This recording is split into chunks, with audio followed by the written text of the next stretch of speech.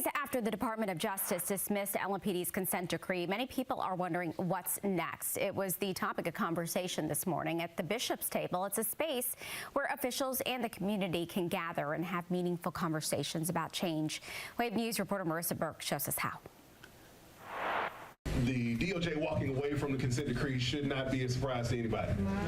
Some people feel the Department of Justice's decision to throw out the consent decree feels like injustice. So Bishop Dennis Lyons called as many community leaders as possible.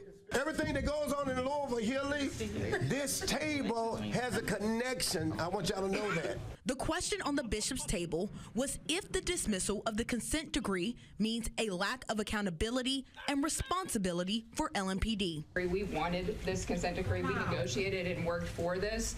And so we knew going into this, if it didn't happen, we were going to follow through with our commitment anyway. Mayor Craig Greenberg presented his consent decree after the announcement on Wednesday.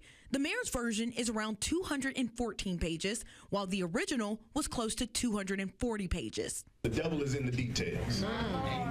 We need to know, what does the mayor's version of the consent decree look like? How is it different from the original consent decree?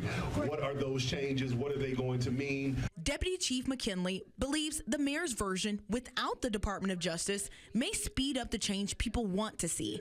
The next steps are finding an independent monitor to oversee LMPD's progress. The mayor's office says keeping the community part of that process is crucial. So you'll hear about meetings, open meetings, to hear your input about the independent monitor and who that might be.